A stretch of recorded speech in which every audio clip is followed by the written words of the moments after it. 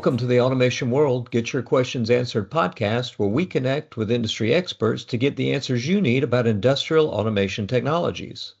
I'm David Greenfield, Editor-in-Chief at Automation World, and the question we'll be answering in this episode is, what should manufacturers understand about the new ISO robot standard?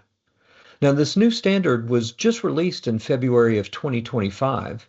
So we wanted to catch up with Devin Murray of Schmersal USA to get the latest insights on this new standard. Now, Schmersal USA is a supplier of safety switchgear devices and systems for personnel and machine protection. And Devin works in Schmersal's Technical Engineering Services division called tec.nicum, which focuses on machine safety, such as risk assessments, validations, and training. So thanks for joining us again, Devin. Yes, absolutely. Thank you for having me. I'm happy to be here and happy to answer some of the questions regarding ISO 10-18. Absolutely. So let's get right into it. What does this ISO 10218 robot standard address? Yeah, so ISO 10-18-1 and -2 are considered Type C standards, which means that they provide detailed requirements for the safety of a specific machine or a group of machines. And in this case, being a Type C standard, ISO 10-18 provides details for safety requirements for robots and robot systems. Their focus is on their inherent safe design, the risk reduction measures, and the information for use to use the robots safely. So essentially, it provides a blueprint for manufacturers and integrators to ensure a safe operation and safe integration of robots into their applications. So what's changed with this new update?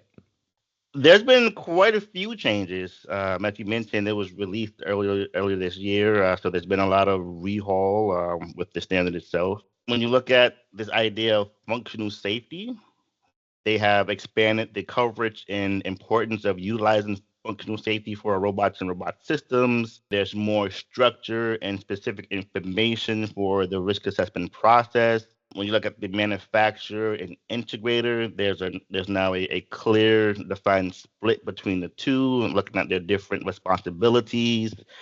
When you look at this idea of collaborative robots, there's been, again, a major rehaul on this term itself, where now the standard looks more at the application for collaborative robots and not just the idea of a robot being, used for collaborative applications. So not just saying a collaborative robot, but looking at collaborative applications. They also went into more detail for what's considered collaborative modes, right? So there's been quite a few changes and updates with this standard to be able to use for, again, manufacturers and integrators. It seems like to me that this is a real recognition of the growing use of robots in industry. And by that, I mean the safety standards that, have long existed for mechanized equipment are now getting very specific to robotic applications. Is that your take on this?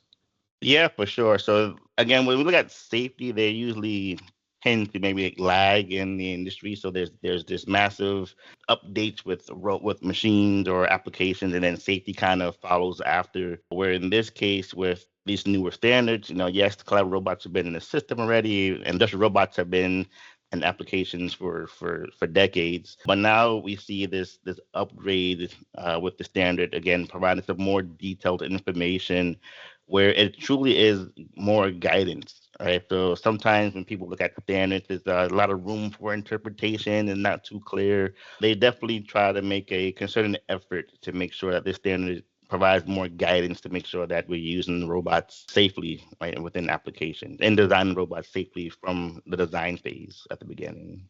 You touched on this earlier in your answer to a previous question about this new standard being very clear about not using the term collaborative robot because it says only the application using the robot can be developed, verified, and validated as a collaborative application, not just the robot itself.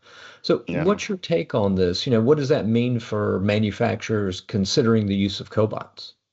Yeah, to me, this was a huge step in the right direction for properly or safely using a collaborative robot or a cobot, right? The term collaborative robot was often misunderstood to mean that the robot itself was inherently safe for every application. So I saw a lot of collaborative robots being purchased and just thrown into a system, right? It's collaborative robot has been designed to be inherently safe, so they use it no matter the application itself, where you still have to do a risk assessment. With this new term for this collaborative application, not just a collaborative robot, collaboration is defined by the application and not just the robot. So this standard does push that more for an understanding. So you have robots now capable of switching between collaborative and non-collaborative modes, for example. And if it's in a non-collaborative application,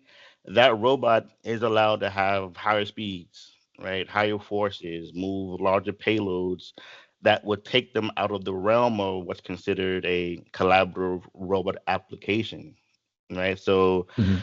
this revised definition forces the industry to truly look at the application and not just the robot alone when trying to define and implement human and robot collaboration activities. Thanks for clarifying that because I think that'll really help because I've been in sessions at conferences, over the past several years where there's been a lot of discussion about the application of cobots in different manufacturing operations. And one of the Hmm. things a lot of manufacturers using cobots have stated is that they've run into issues with OSHA, for example. And in those situations, the robot itself was operating safely, but the end of arm tooling might have had something Right. sharp on it, for example. And this led OSHA to consider the application unsafe. So I assume Hmm. that's why this updated standard is meant to address the application and not just the robot arm itself. Absolutely. For that main reason alone, right? Because you can Mhm. have a collaborative robot again designed to be inherently safe, but how you use that in the actual application really defines if this can be used in the same working envelope as an operator, right, or as a human. So how does this updated standard interact with other parts of the ISO 10218 series of standards? So there are two parts for ISO 10 to 18, and part one and part two. Part one is for the safety requirements for industrial robots and their applications. Again, focused on the inherent safe design and risk reduction measures. Part two looks at the integration, the commissioning, the operation, and maintenance of the robot inside of a robot cell or robot integrated into further applications. It defines the requirements for the robots themselves prior to the integration into a more complex system, which is covered under ISO 1018-2. So they work together, right? So part one is for designing the robot, making sure we design a safe robot. And then part two is making sure that we integrate this robot safely into this larger application or into this robot cell.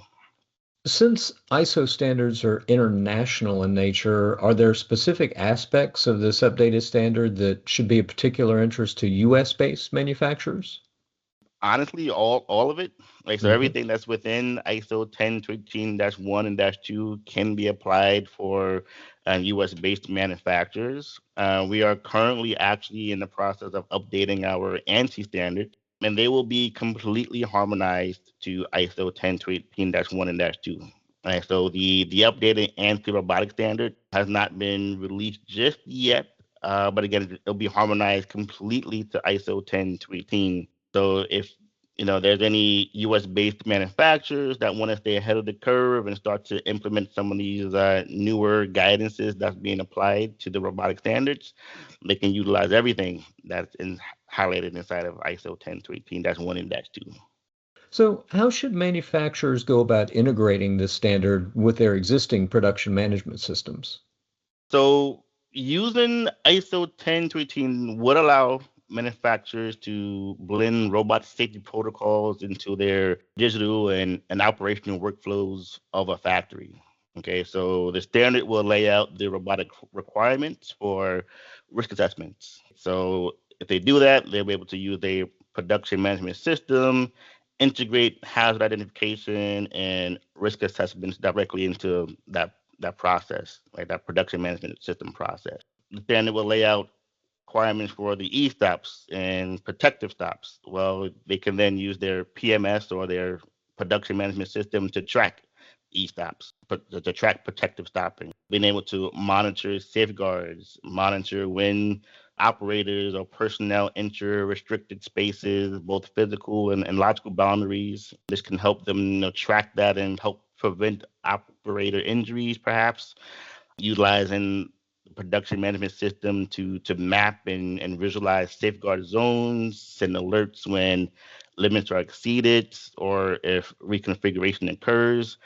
At the end of the day, protecting the operators and minimizing downtime if they wanted to take this standard and fully integrate it into their production management system.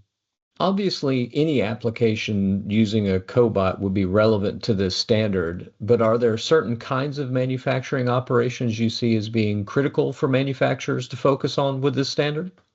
Yeah, so any robot. So for collaborative robots, there's definitely you can use the standard, but for this standard, for any industrial robot manufactured with high risk applications, robot dependent, or again the collaborative environments, should prioritize using ISO 10 to 18 as of now, right? Because again, yes, there's ANSI standards that are being harmonized, but as we sit today, ISO 10 to 18 again has those revisions that we will see later on. But if you look at what you have on your site, and if it fulfills the definition of an industrial robot, and I'll read the definition from ISO 10 to 18, and it states that an industrial robot is an automatically controlled, reprogrammable, multi-purpose manipulator, programmable in three or more axes, which may be either fixed or in place or mobile for an industrial automation application. Okay, so if you go look at this machine and if it operates under a programmed logic without continuous human guidance, if it's capable of being programmed with new instructions, it's not limited to a single rigid task, and it moves parts or tools with an end effector or gripper, has multiple degrees of freedom, you have an industrial robot, and that would lead you to use this Type C standard, ISO 10 to 18, to make sure that you are designing and implementing this robot safely into applications. So, one last question, Devin. Why is this standard important for manufacturers? And by that, I mean, what benefits will they get from applying it? So applying ISO 10 to 18, both part ones and part two offer critical benefits for manufacturers far beyond basic compliance. So basic compliance because we have to make sure that we're providing this safe working environment. So end users may request from manufacturers and integrators to follow ISO 10 to 18. So just fulfilling that basic compliance. But again, these standards are focused on the safe design and integration of industrial robots. And applying these standards can greatly reduce accidents, improve productivity, strengthen their a customer's regulatory standing, whether it's the end user or the machine builder. Of course, minimizing downtime and liability from workplace Mhm. accidents could or would build a culture of safety with clear, defined protocols. So, using a standard like this that's a consensus standard, latest and greatest requirements provide safety. And then, of course, because you're implementing safety correctly, would ultimately increase productivity, decrease machine downtime. Well, thank you again for joining me for this podcast, Devin. And thanks, of course, to all our listeners. And please keep watching this space for more installments of Automation World Get Your Questions Answered. And remember, you can find us online at automationworld.com to stay on top of the latest industrial automation technology insights, trends, and news.